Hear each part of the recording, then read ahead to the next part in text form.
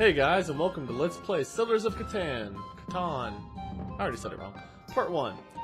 In this one, I'm going to explain exactly what the heck this is, why I'm playing it, and I don't know. I guess teach you guys about the game, maybe? Quit asking me so many questions. I've not even started yet, okay? Hold the phone! Alright. To begin with, my name, Lord Minion 777. Wade is just too long of a name to type, so I wanted to put Lord Minion 777 in there. It's a little bit shorter. Alright. So we're going to do the campaign. We're going to do easy because we're hardcore.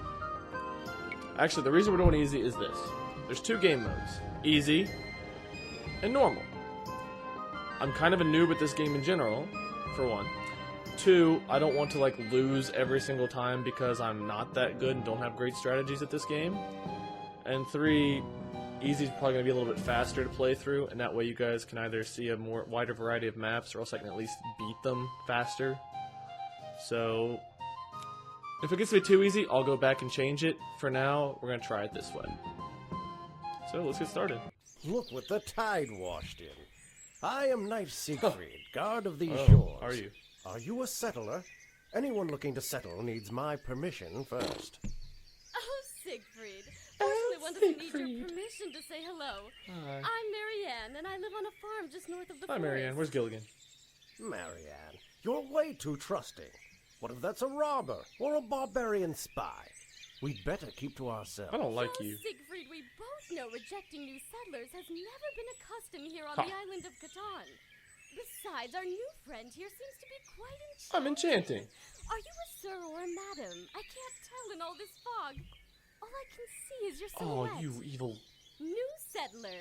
If you want to learn more about life on Catan, please view the tutorial before your first game. You'll learn everything you need to know about surviving on the island of Catan. But if you feel like you already know the ropes, then establish yourself as a settler, farmer, or merchant right away. You may certainly go ahead and play without viewing the tutorial. Tutorial? What strange Yeah, what the customs heck? are What are these? those? Are we training our enemies now? Tutorial.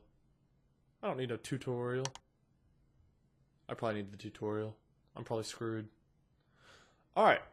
Anyway, before we get started, because it's my turn to place something apparently already. Do I go first? Looks like I go first. Alright. So, the object of this game is to get 10 victory points. First one to 10 victory points wins.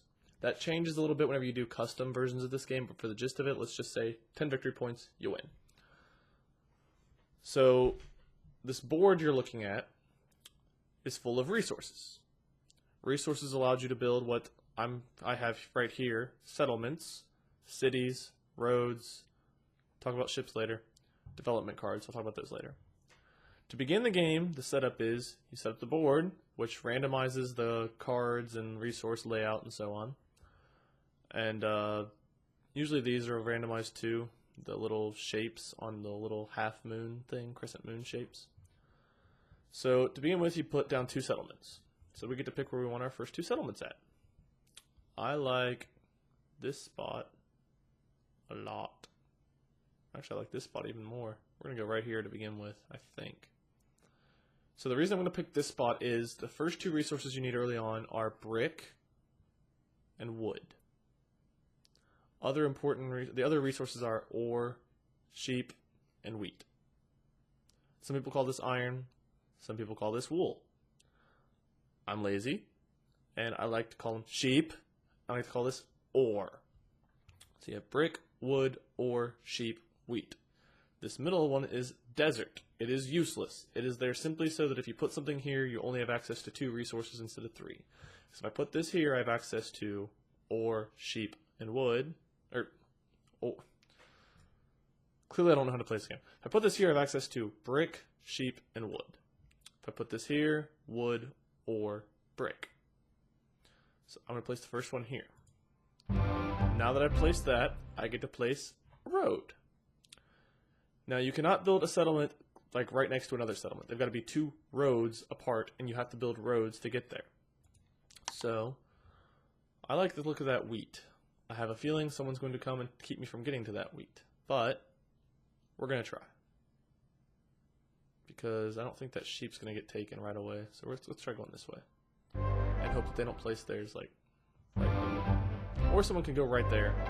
Why not? Okay, good. So far so good. Around this is going to be a big spot next. Yep, there we go. Someone's probably going to place like right here. Oh, right there. Okay, so that's not good. So I've got to race them to get to like here. Tricky. Or I can just place right there right now. The problem with placing here, though, is I only have access to wood and wheat at this spot. However, that's an important resource. So my options are basically this spot right here, this spot down here, and getting a little bit of a chance at sheep and a good chance at wheat. Not a bad option. I could go here and have like no chance at wheat basically and a really good chance at sheep. Another chance at brick. This is a hard decision. I think I'm going to go here. Pretty sure I'm going to go here. This seems like the best spot right now. Because it gives me double access to wood. Yeah. We're going to do that. And we're going to build it in this way and try to connect. Oh, you have the rite of passage there. Not anymore, buddy. Totally screwed you. Alright. So, as you guys saw, I got to place first and then last. It goes 1, 2, 3, 4, 5, 6. Something like that, I think. So now I also get to go first. You place first and last, and then you go first. They try to balance it out with how you get to place things and then getting to, get your turn in order. So, I've got a settlement here and a settlement here. So I want to roll an 8, a 4, or a 5. My numbers aren't very varied, but high odds. They're pretty high odds all around.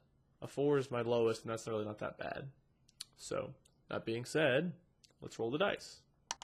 4. So I get a wood from this settlement being connected here, and a wood from this settlement being connected here.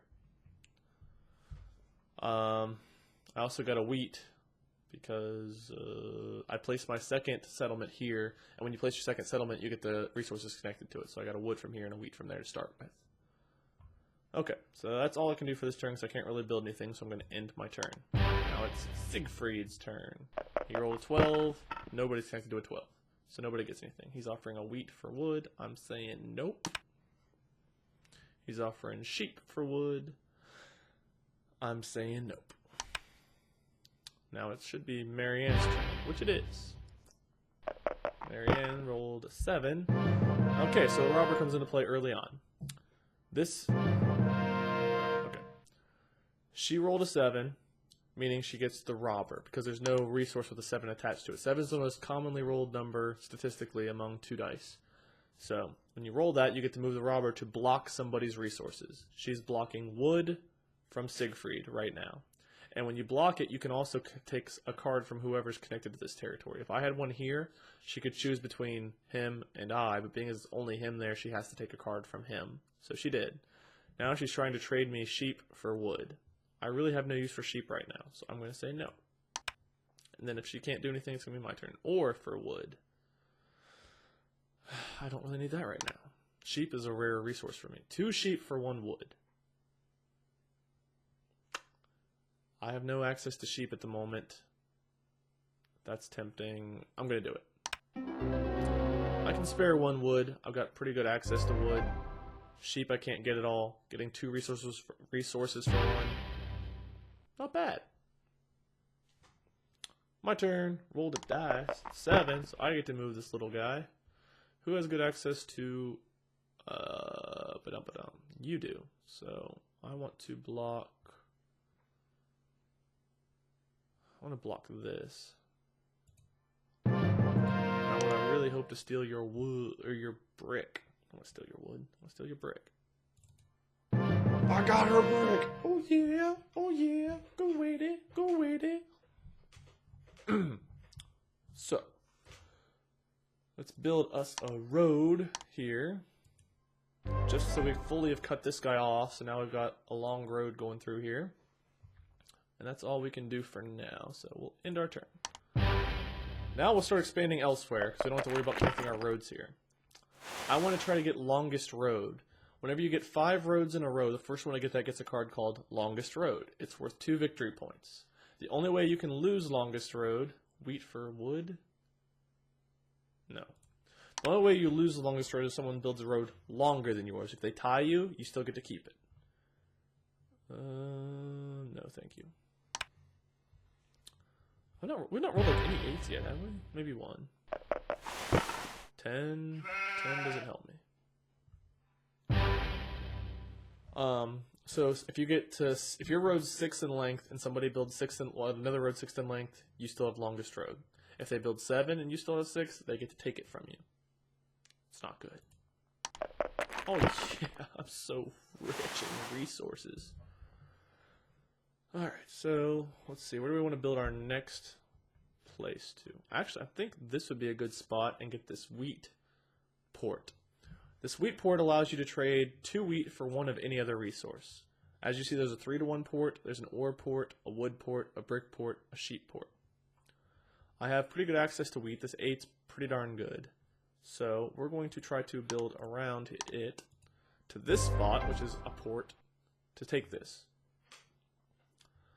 I also need to think about getting some development cards.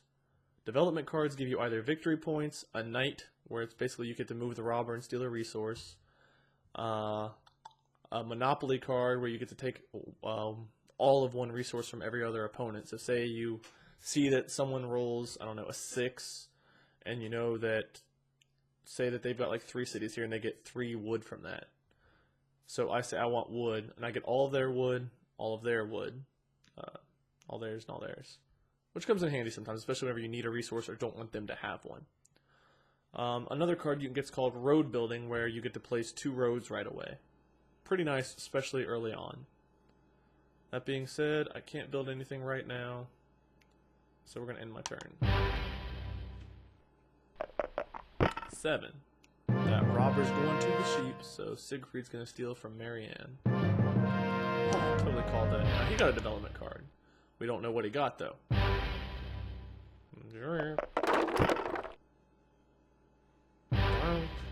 My turn? Oh, yeah. 8. More brick. So this 4 is not doing me a whole lot of good just yet. There's a 5, actually. I still can't really do anything, so I'm going to try trading for wood.